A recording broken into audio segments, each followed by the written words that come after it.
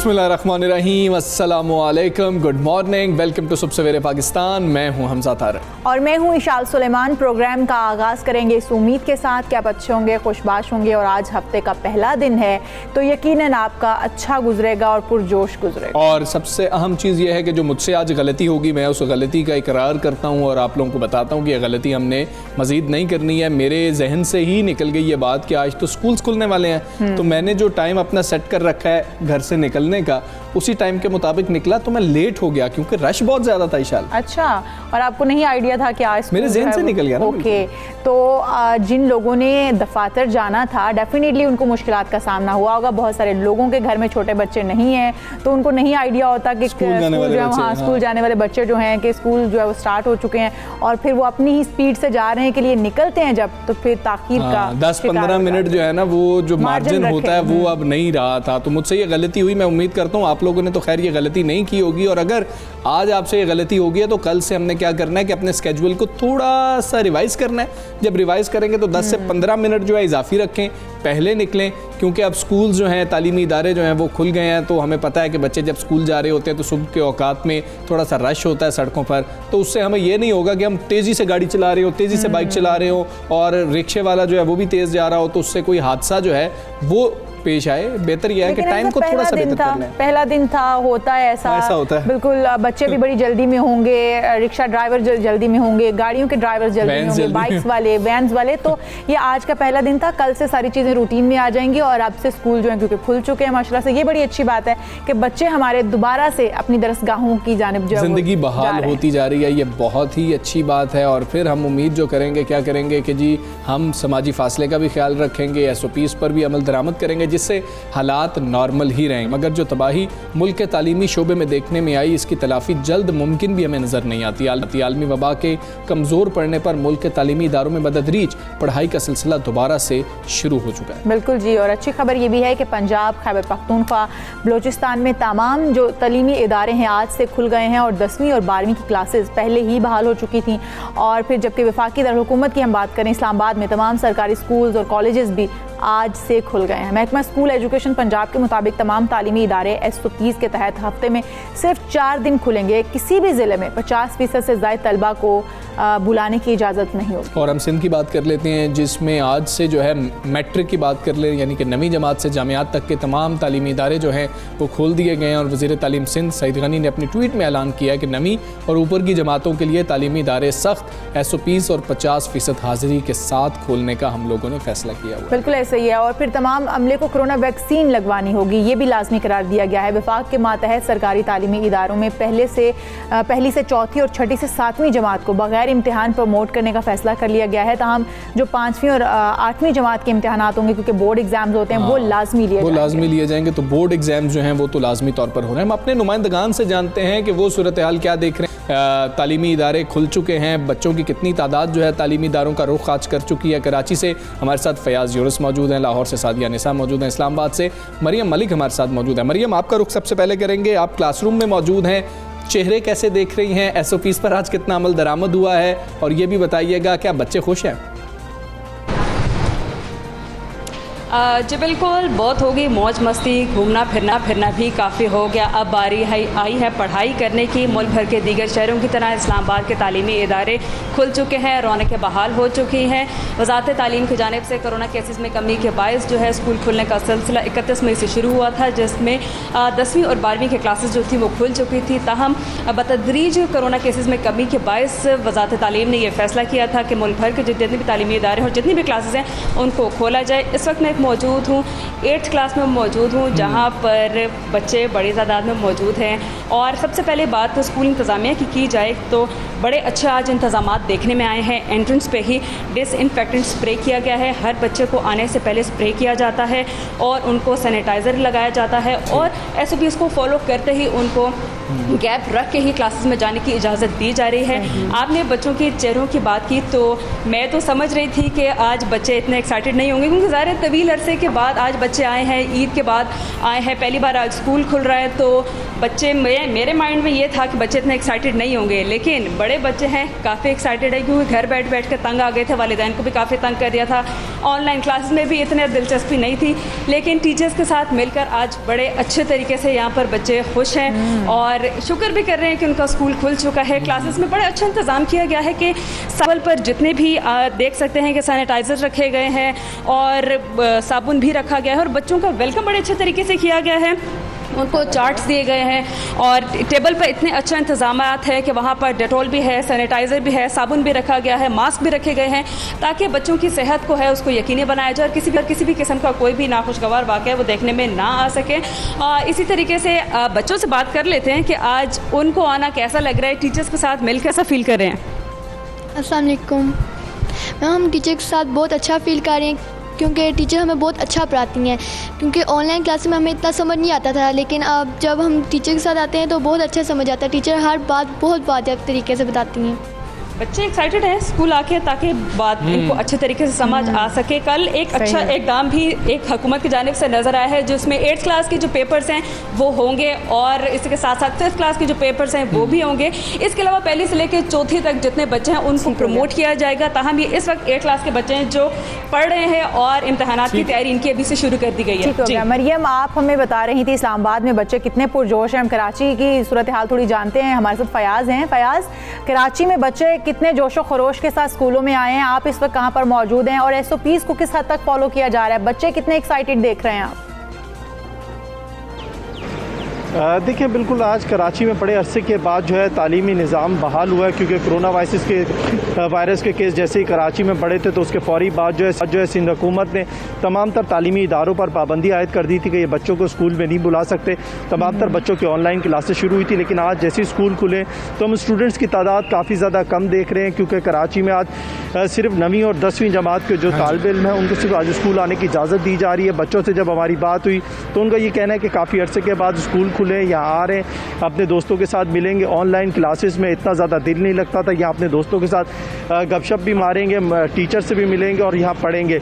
हमारी स्कूल इंतज़ामिया से भी बातचीत हुई, जो हमने इंतज़ामात देखे हैं कि जो बच्चों की तादाद है काफ़ी ज़्यादा कम है, उनको समाजी फासलों के साथ बिठाया जा रहा है। तमाम तर जो स्टूडेंट्स हैं, अगर कोई स्टूडेंट बग़ैर मास्क के आ रहा है फौरी तौर पर वापस भेजा जा रहा है। जैसे को बच्चा स्कूल के अंदर दाखिल होता है तो यहाँ पर पहले उसका टेम्परेचर चेक किया जाता है, उसके बाद उसको सैनिटाइज़र और मास्क फराहम करने के बाद स्कूल के अंदर आने की इजाज़त दी जा रही है। अगर हम बात करें तो हमें स्कूल की तरफ छोटे बच्चे भी जो है कराची के मुख्तलिफ इलाकों की तरफ स्कूलों की तरफ जाते हुए नज़र आए। जब हमने उन बच्चों से पूछा तो उनका ये कहना था कि ऑनलाइन क्लासेस में हमें अगर मुश्किलात होती हैं तो हम स्कूल वालों से रब्ता करते हैं, जिसके बाद हम स्कूल आते हैं और स्कूल से जो है हमें कुछ जो एजुकेशन में जो हमारे मसाइल होते हैं वो दूर किए जाते हैं, जिसके बाद हम अपने घरों की तरफ चले जाते हैं। वालिदैन से भी बात हुई है तो उनका ये कहना है कि जल्द अज जल्द। जी ठीक है फयाज़, आप हमारे साथ ही मौजूद रहिए। इससे जान लेते हैं कि लाहौर में बच्चे क्या कह रहे हैं, क्योंकि इस्लामाबाद के बच्चे भी पुरजोश हैं, कराची के बच्चे भी पुरजोश हैं और वो बहुत ज़्यादा खुश हैं कि हम अब वापस स्कूल्स की जानिब रुख कर चुके हैं। लाहौर के बच्चे क्या कह रहे हैं, सादिया आपने उनसे बात की है? आज बिल्कुल लाहौर में भी तालीमी सरगर्मियाँ बहाल हो चुकी हैं। लाहौर में भी मिला जुला रद्दमल देखने में आया है। ज़्यादातर जो बच्चे हैं वो नहायत ही खुश हैं, छोटे बच्चे हैं, प्ले ग्रुप के बच्चे हैं, लेकिन वो भी उनके चेहरे भी ऐसे ताजगी के उन पर एक नज़र आ रही थी, खुशी नज़र आ रही थी, क्योंकि अपने दोस्तों के साथ मिल रहे थे, स्कूल इन्वायरमेंट में दोबारा से आ रहे थे, क्योंकि घर में रहकर उनके पास सिर्फ बुक्स की एक्सेस थी, लेकिन वो जो क्लासरूम का माहौल है बच्चे उसके यूज टू हो चुके थे, तो उसको उन्होंने काफ़ी मिस किया था। मैंने जब उनसे बातचीत की और स्पेशली कोविड के हवाले से बात की तो उनका कहना था कि हमें कोविड से फाइट करनी आ चुकी है, हमने SOPs को फॉलो करना है और बच्चों को बड़ा अच्छे तरीके से पता था कि जी SOPs क्या है। इन छुट्टियों के बीच में वो अच्छे से ट्रेन होकर आए हैं। मास्क का सबने इस्तेमाल किया हुआ था, सैनिटाइज़र उनके बैग्स में मौजूद था और उसके अलावा भी स्कूल इंतज़ामिया जब वो एंट्रेंस पर उनको डिसइंफेक्शन स्प्रे लगाया जा रहा था, टेम्परेचर चेक किया जा रहा था। उसके अलावा आपको बताती जाऊँ कि एक नहायत ही अहम जो उन्होंने इक़दाम किया स्कूल ने, वो मुझे बहुत अच्छा लगा कि उन्होंने कैंटीन जो है वो बंद रखी है और पेरेंट्स को कहा था कि आप बच्चों को घर से ही पानी और लंच बॉक्स वगैरह दें, ताकि वो यहाँ पर शेयरिंग ना करें। स्पेशली ये बच्चों कहा गया है कि आपने शेयरिंग नहीं करनी। यूजली बच्चे होते हैं बॉटल को मुंह लगाकर पिया जाता है, तो आपने एक दूसरे को अपनी बॉटल नहीं देनी, अपनी अपनी बॉटल लानी है, ताकि और हैंड शेक करने के हवाले से भी उनको काफ़ी एहतियातों का मतलब कहा गया कि आप एहतियात करें। तो बड़ा अच्छे तरीके से SOPs है। लेकिन अगर बात की जाए उनके इमोशंस की, तो इमोशंस तो बहुत ज़बरदस्त थे, लेकिन जो छोटे बच्चे हैं उनमें कुछ चेहरे ऐसे भी थे जो ज़रा मुंह बसोर कर आए थे। मतलब मेरे जैसे बच्चे भी वहाँ पर मौजूद हैं। मुझे खुशी हुई वैसे ये बात सुन के कि सादिया ऐसे बच्चे भी मौजूद हैं कि अगर मैं अपने आप को उस जगह पे रखूँ ना तो मैं ऐसे ही मुंह बना के जाता। बहुत शुक्रिया आप तीनों का। फयाज हमें आगाह कर रहे थे, सादिया ने आगाह किया, मरियम ने आगाह किया। ये अच्छी बात है कि SOPs पर अमल हो रहा है और ज़्यादातर बच्चे जो हैं वो मेरे जैसे नहीं हैं, वो खुश हैं कि हम स्कूल में वापस आए। कुछ बच्चे मेरे जैसे भी हैं जो खुशी खुशी स्कूल जा रहे हैं, कुछ बच्चे हमजा जैसे हैं जो मुंह तोड़ते हुए स्कूल जा रहे हैं।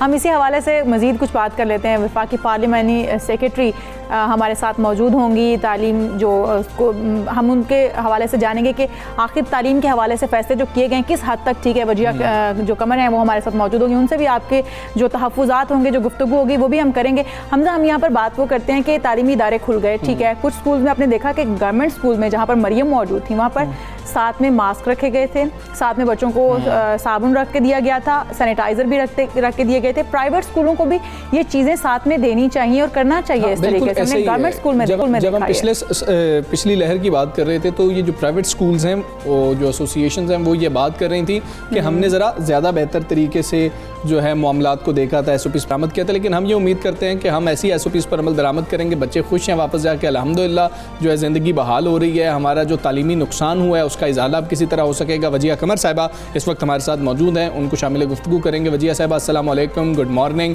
तालीमी इदारे तो अल्हम्दुलिल्लाह हमने खोल लिए हैं और हम देख रहे हैं कि बच्चे भी बहुत ज़्यादा खुश हैं। हम अपने नुमाइंदगान से बात कर रहे थे। अब SOPs की बात है, जो हुकूमती सतह पर हम कैसे अमल दरामद को यकीनी बनाएंगे वो बताइएगा। हमने क्या प्लान तश्कील दिया? देखें, बहुत खुशी हुई है आज देखकर बच्चों को कि यूनिफॉर्म पहने हैं, स्कूल्स जा रहे हैं और खुश हैं। जो एक ऑनलाइन तालीम थी वो तो एक अरेंजमेंट था, लेकिन जो face to face education schools में टीचर्स के साथ है उसका तो कोई नया मूल बदल नहीं है। जहाँ तक SOPs का ताल्लुक है, आप ये देखें कि ये ज़िंदगी में हमें अब ये न्यू नॉर्मल्स के तौर पर इनको लेना पड़ेगा। सिर्फ गवर्नमेंट का डंडा नहीं और उसका इन्फोर्समेंट नहीं, बल्कि हम सबको बतौर जिम्मेदार शहरी, पेरेंट्स हैं, टीचर्स हैं, हम सब अपने घरों में हमें ये इंश्योर करना है कि हमने मास्क भी पहनने हैं, हमने हाथ भी धोने हैं बार बार, हमने जो एक सोशल डिस्टेंसिंग है उसको भी हमने इंश्योर करना है स्कूल्स के अंदर। इसको इंश्योर करने के लिए और ये ज़रूरी ये बात है कि हमारे जो FDE federal directorate of education और पीरा रेगुलेटरी अथॉरिटी प्राइवेट स्कूल्स के लिए ये इंश्योर करेगी कि स्कूल्स में इन सारे SOPs को जो कि NCOC ने इशू किए हैं, इन सबको मैंडेटरी आपको फॉलो किया जाए और उसके बगैर कोई ऐसा चारा नहीं है कि हम इस पेंडेमिक से हम निकल सकें और ज़िंदगी नॉर्मल हो सके। ठीक है। वजिया साहिबा, ये भी बताइएगा, साथज़ा की वैक्सीन के हवाले से मुहिम चलाई जा रही थी, वैक्सीनेशन कहाँ तक पहुँची, कैंपेन कितनी कामयाब रही? क्या ये कहा जाएगा कि जो साथज़ा की वैक्सीनेशन सर्टिफिकेट जिनके पास नहीं है वो स्कूल नहीं आ सकते, वो अपनी जो जिस तरीके से रूटीन की जो ड्यूटी है वो नहीं कर पाएंगे? बिल्कुल एग्जैक्टली ऐसे ही है। ये मैंडेटरी होगा कि हमारे जो बोर्ड के एग्ज़ाम्स हैं, कम से कम जब तक उनके पास सर्टिफिकेट्स नहीं होंगे वैक्सीनेशन के, वो एंटर ही नहीं होंगे हॉल्स में। और जो बाकी टीचर्स हैं उसके लिए भी हमारा FDE, पीरा और मिनिस्ट्री ये इंश्योर कर रही है कि 11 जून तक तमाम असातिज़ा वैक्सीनेटेड हो जाएं। एक इंतहाई एक्सटेंसिव वैक्सीनेशन कैंपेन चलाई जा रही है जो कि उसमें वैक्सीनेशन सेंटर्स में अलहदा से तरजीही बुनियादों पर उनके लिए काउंटर्स कायम किए गए हैं और उसके साथ साथ डिफरेंट कैंप्स भी लगाए जा रहे हैं वैक्सीनेशन के लिए। बिल्कुल ठीक है। वजिया साहिबा, ये भी बताइएगा, हम बच्चों की वैक्सीन की बात करते हैं तो हमें मतलब 2 वैक्सीन ऐसी मिलती हैं। एक तो फाइज़र की बिल्कुल इजाज़त मौजूद है, अब हम फाइज़र मंगवा रहे हैं बच्चों के लिए कि 12 साल से ज़ायद उम्र के जो बच्चे हैं उनको तो हम वैक्सीनेट कर सकें। जो स्कूलों में जा रहे हैं फाइज़र मंगवाएं और उसकी प्रायोरिटी बच्चे रख लिए जाएँ। क्या ऐसा कोई फैसला किया जा रहा है? अभी फ़िलहाल नहीं, क्योंकि जो फाइजर की 1 लाख डोजेज वैक्सीन की मंगवाई गई हैं वो तरजीही बुनियादों पर उन लोगों को लगाई जाएंगी जो कि हज पे जा रहे हैं या वो बच्चे जो कि बाहर तालीम हासिल कर रहे हैं और वहां पर अभी फिलहाल वहां पे सिर्फ ये जो वेस्टर्न वैक्सीन है इसी को एक्सेप्टेंस है, तो ये उन बच्चों को लगाई जाएगी। और उसके साथ जब ये नेक्स्ट कुछ अरसे तक जब ये 10 लाख डोजेस दोबारा फाइजर की आएंगी तो फिर ये सोचा जाएगा, लेकिन फिलहाल ये 12 साल से ऊपर के बच्चों के लिए ये प्रेफरेंशियल बेसिस पे ये नहीं है, एक मास ड्राइव नहीं होगी अभी ये। ठीक हो गया। अच्छा वजीर साहब, हम ये भी देखते हैं कि सातजा की वैक्सीनेशन हो जाती है बच्चों की, जैसे कि अभी आपने कहा कि अभी उसके ऊपर बातचीत नहीं चल रही है, अभी उसके ऊपर काम नहीं हो रहा, लेकिन हम अगले जो आने वाले तालीमी साल हैं कैसे इसको श्योर कर पाएंगे कि उनमें हमारी कोई रुकावट नहीं आ पाएगी जब तक बच्चे वैक्सीनेट नहीं हो जाते? सातजा तो हो जाएंगे, बच्चों का वैक्सीनेट होना भी उतना ही ज़रूरी है। क्या अगले आने वाले सालों में रुकावट नहीं बनेगी इस चीज़ से? ज़रूरी है।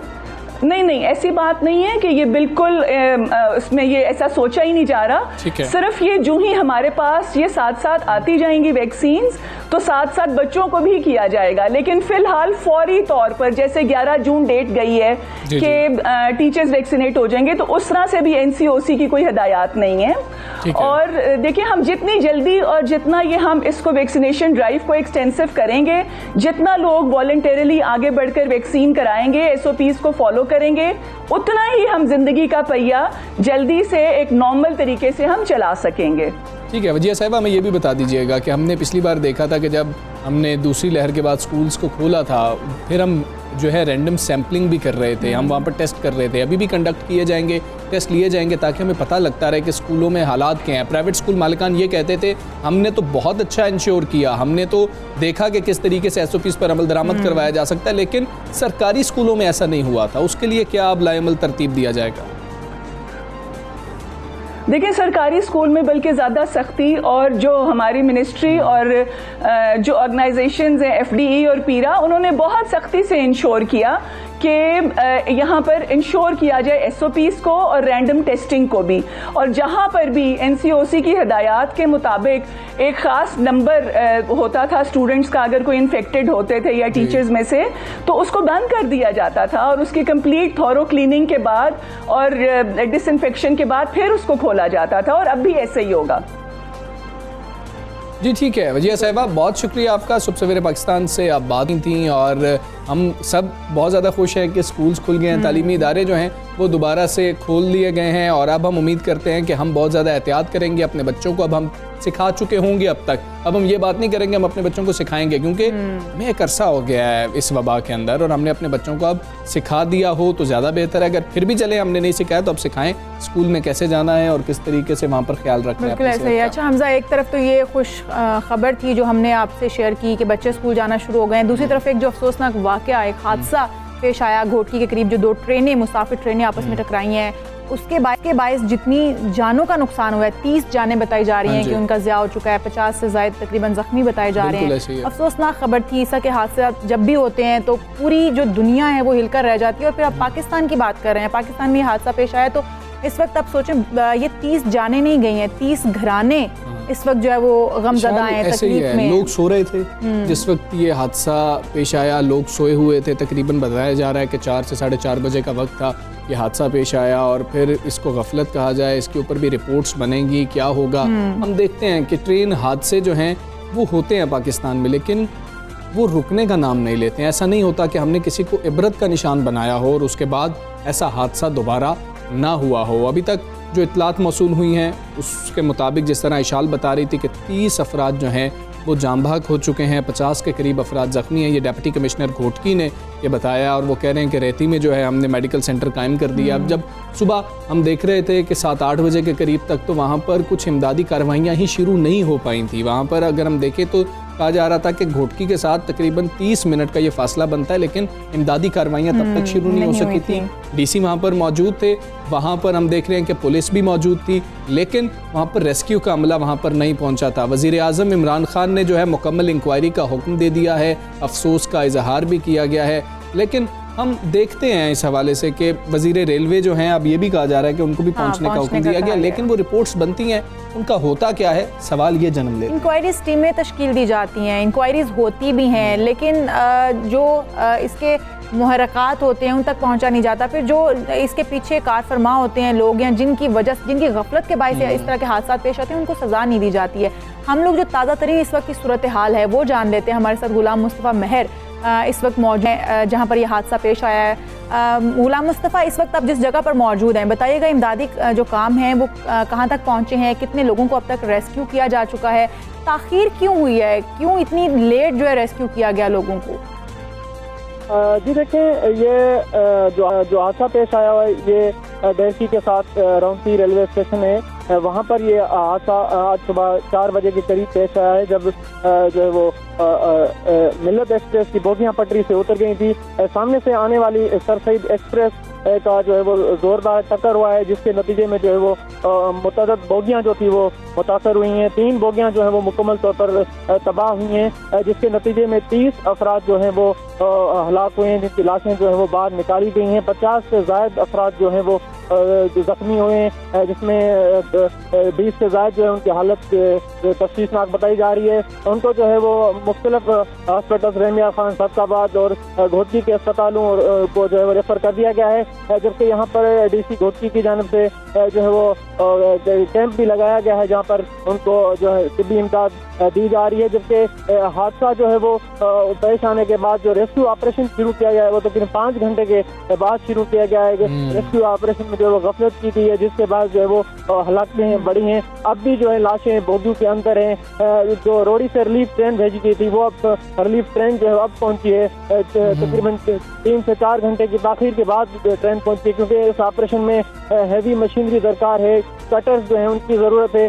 जो मकामी लोग हैं उन्होंने जो है वो ऑपरेशन में बढ़ चढ़ कर हिस्सा लिया। अभी पाक फौज के जो जवान हैं, रेंजर्स के जो जवान हैं उन्होंने भी हिस्सा लिया है, और 112, 122 के जो रेस्क्यू के रमियार खान से भी रेस्क्यू की टीमें जो है वो मंगवाई गई हैं। अब जो है वो ऑपरेशन जो शुरू किया गया है।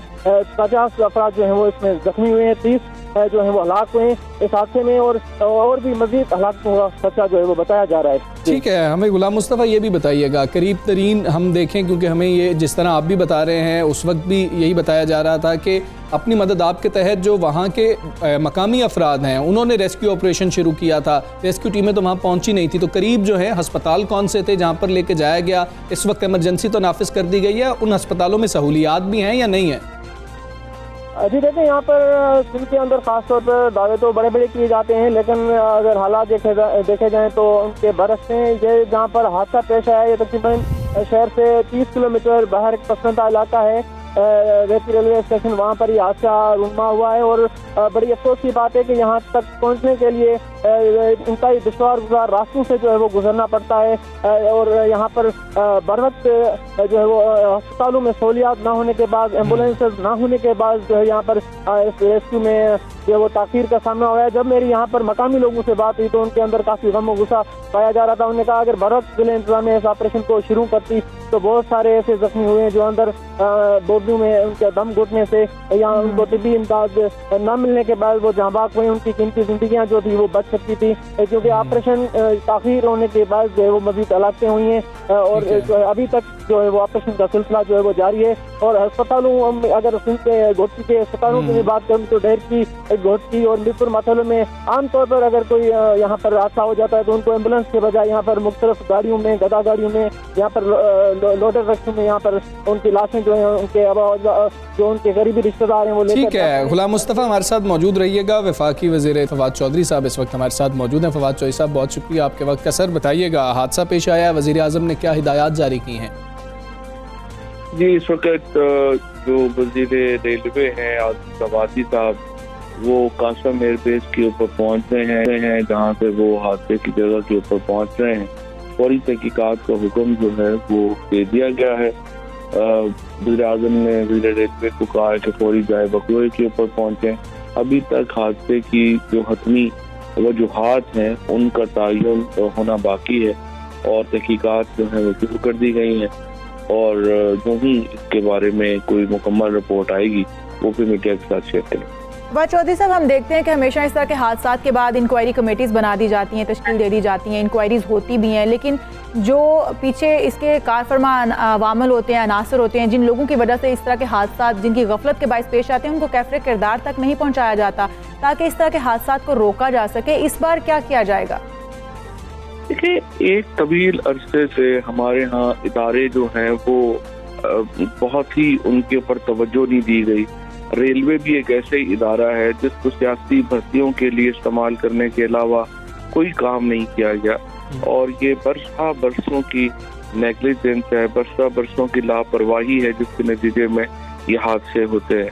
अब एक ML1 का इसीलिए एक पूरा नया प्रोजेक्ट जो है वो लाया गया है ताकि हमारा जो इस वक्त रेलवे का एक पूरा सिस्टम है ये किस्म परसी का शिकार है, इसको अपडेट करना ज़रूरी है और इसमें एक पूरी नई रेलवे बिछाना ज़रूरी है, और उसके लिए काम हो रहा है। और अभी इसमें कुछ वक्त लगेगा, लेकिन बहरहाल इंशाल्लाह जो ही रिपोर्ट आएगी तो आपको। ठीक है फवाद चौधरी साहब, आप भी जानते हैं अभी थोड़ी ही देर बाद सोशल मीडिया पर ये चीज़ें चलना शुरू हो जाएंगी। वज़ीर आज़म साहब के पुराने क्लिप्स चलना शुरू हो जाएंगे जिसमें वज़ीर आज़म साहब कहते थे कि वज़ीर को फौरी इस्तीफ़ा दे देना चाहिए। हम मुहज़्ज़ब ममालिक में देखते हैं, मुहज़्ज़ब अक़वाम में देखते हैं ऐसा होता है। इस पर अब क्या स्टांस होगा वज़ीर आज़म साहब का?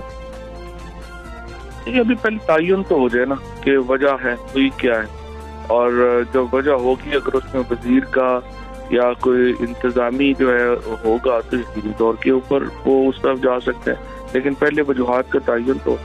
ठीक है फवाद चौधरी साहब, बहुत शुक्रिया आपका। सुबह सवेरे पाकिस्तान से आप बात कर रहे थे और बड़ा ही अफसोसनाक हादसा पे हमारे नुमाइंदे गुलाम मुस्तफ़ा महर भी हमें डहरकी से इस पर अपडेट कर रहे थे। इस बारे में आपको मज़ीद भी अपडेट करते रहेंगे। अभी तक हमें जो इतलात मौसूल हुई हैं 30 कीमती जानें जा चुकी हैं, ज़ाया हो चुकी हैं और 50 अफराद ज़ख्मी हैं, जिनमें से 20 की हालत जो है बहुत तशवीशनाक बताई जा रही है। हम यहाँ पर ये रेस्क्यू का अमल इस वक्त भी जारी है, आपको अपडेट करते रहेंगे। यहाँ पर हम एक ब्रेक लेंगे, आप कहीं मत जाइएगा, स्टे विद अस।